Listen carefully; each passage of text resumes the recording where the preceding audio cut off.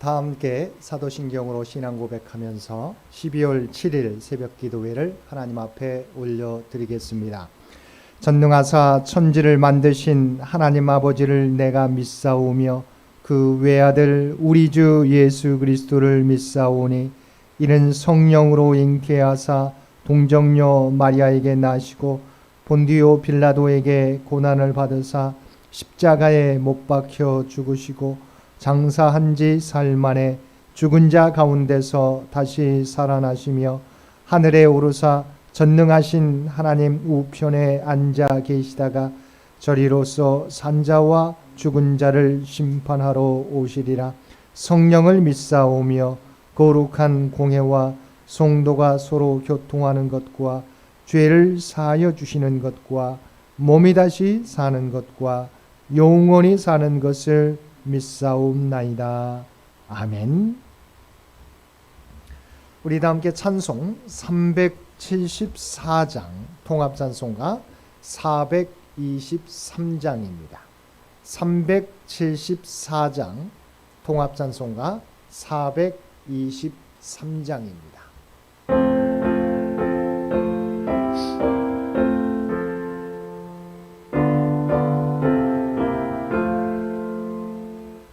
나의 믿음 약할 때에 주가 붙드네.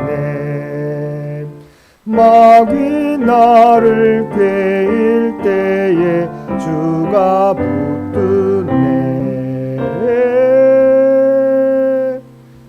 나를 붙드네. 나를 붙드네. 사랑하는 나의 주 나를 붙드네. 우리 구주 아니면 서지 못하네. 나의 사랑 식을 때에 주가 붙드네. 나를 붙드네. 나를 붙드네. 사랑하는 나의 주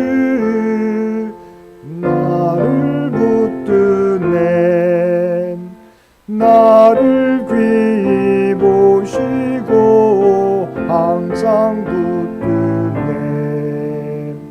구원 얻은 사람을 항상 붙드네. 나를 붙드네. 나를 붙드네. 사랑하는 나의 주 나를 붙드네.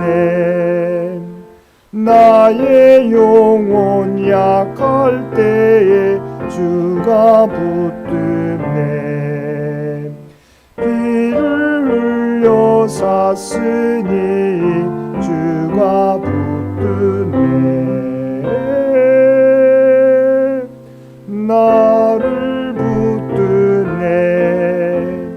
나를 붙드네. 사랑하는 나의 주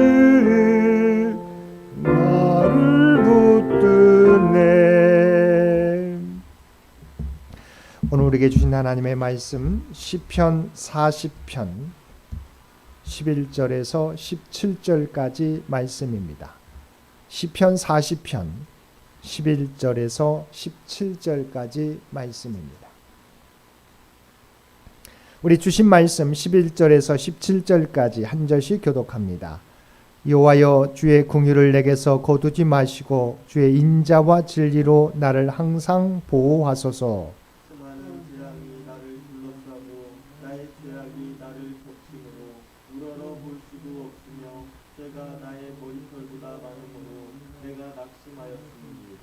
여호와여 은총을 베푸사 나를 구원하소서. 여호와여 속히 나를 도우소서. 내 생명을 찾아 멸하는 자에는 다 수치와 낭패를 당하게 하시며 나의 해를 기뻐하는 자는 다 물러가 욕을 당하게 하소서.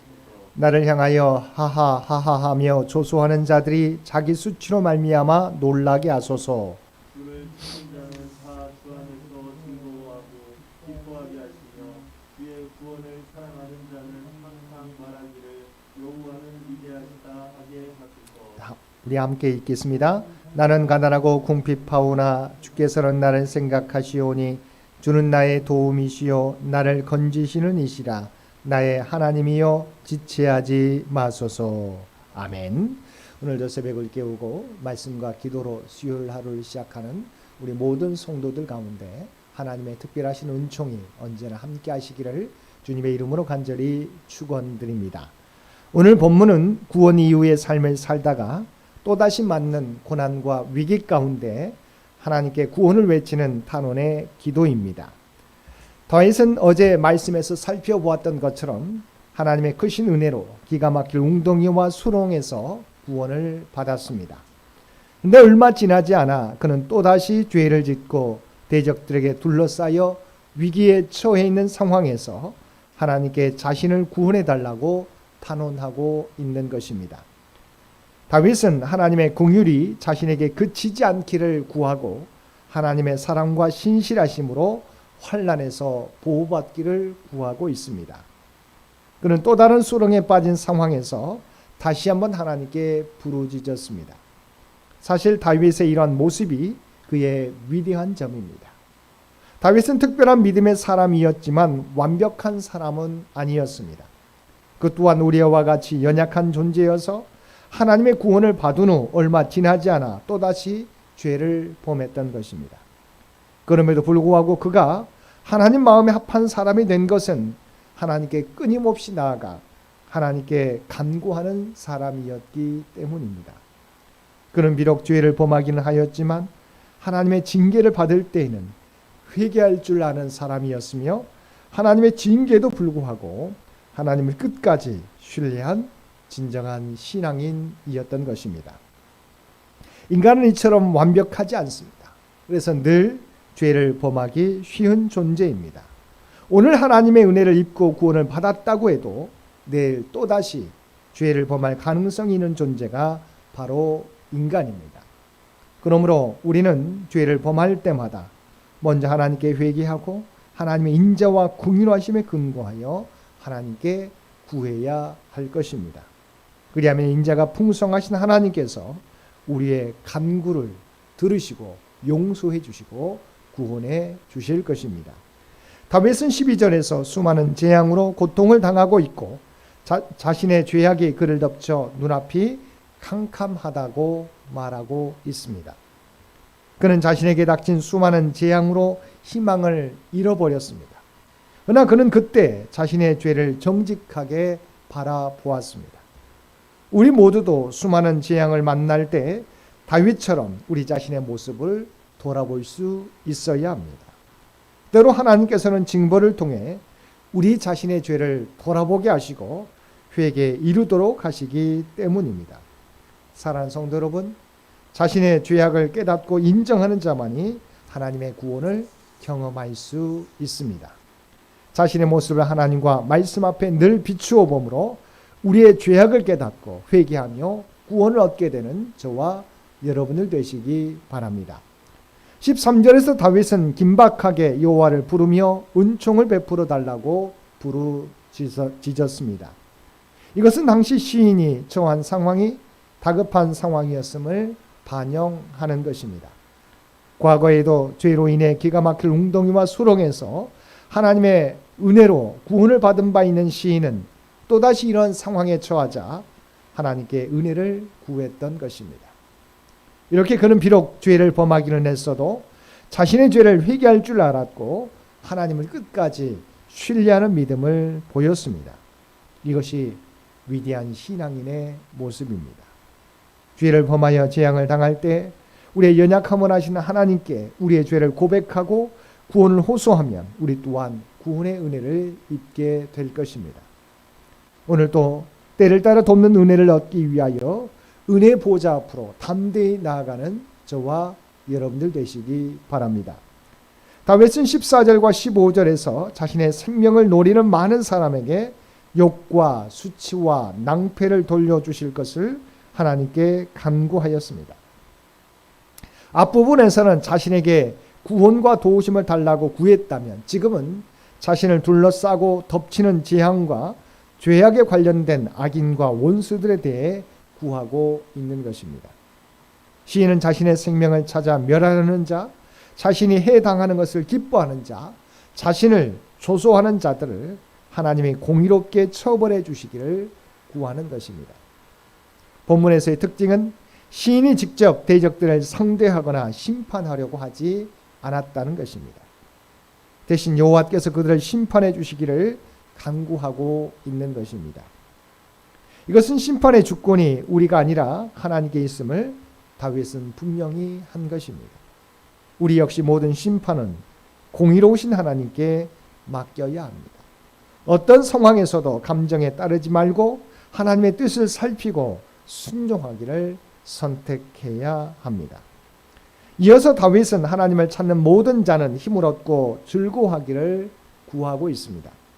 기가 막힐 웅덩이와 수렁에서 건진받았던 다윗, 그는 계속 밀려오는 수많은 재앙 가운데서 다시금 하나님의 궁휼하심과 인자심을 믿고 하나님의 구원을 간구하였습니다. 그런데 이러한 다윗의 고백은 막연한 간구가 아니라 하나님의 위대하신 능력과 자비하심을 믿고 간구하였던 것입니다. 다윗은 이제 자신만이 아니라 하나님을 찾는 모든 자들도 자신이 경험한 구원과 은총을 경험하며 즐거워하게 해달라고 간구하고 있는 것입니다. 또한 그 일로 말미암아 하나님께 영광을 돌리게 해달라고 구하고 있는 것입니다. 사랑하는 성도 여러분, 하나님을 의지하고 구하는 자만이 하나님께서 베풀어 주시는 구원과 놀라운 은혜를 입으며 살아갈 수 있습니다. 늘 하나님을 의지하며 살아가는 우리 모든 성도들 되시기 바랍니다. 마지막으로 다윗은 다시 한번 자신이 누구이며 어떠한 처지에 있는지를 밝히고 더불어 하나님이 어떠한 분이신지를 고백하고 있습니다. 17절 말씀입니다. 나는 가난하고 궁핍하오나 주께서는 나를 생각하시오니 주는 나의 도움이시요 나를 건지시는 이시라 나의 하나님이여 지체하지 마소서. 다윗은 자신의 처지가 가난하고 궁핍하다고 고백하였습니다. 그런데 여기서 이 두 낱말은 단순히 물질적인 가난과 궁핍만이 아니라 인간의 영과 육, 신앙과 도덕적인 문제 등 생애 전 영역에 있어서의 결함과 부족함까지 포괄적으로 의미합니다. 즉 창조주 하나님께서 은총을 통하여 인생의 전 영역에서 채워주지 아니하시면 인간은 항상 모자라고 결핍한 상태에 놓여 있을 수밖에 없다는 것입니다.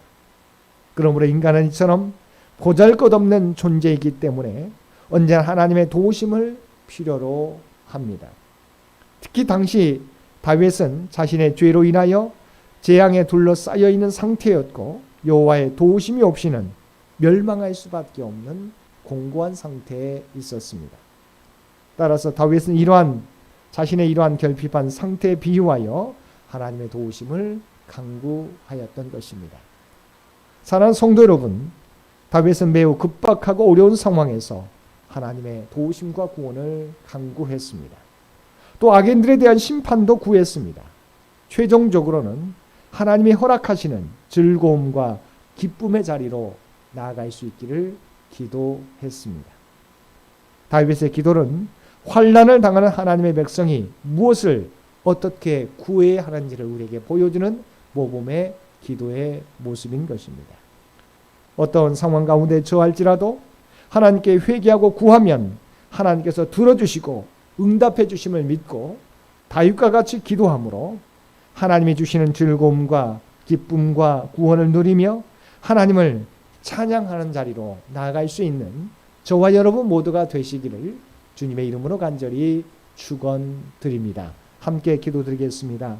사랑하는 가 충만하신 아버지 하나님, 하나님께서는 하나님께 회개하고 고백하는 자에게 용서와 구원을 허락해 주시는 줄 믿습니다.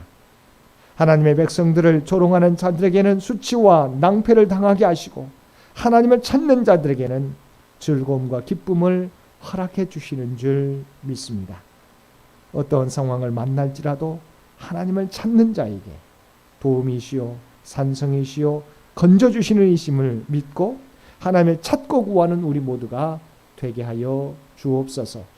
오늘 또 우리에게 복된 날을 허락해 주셨음을 진심으로 감사합니다.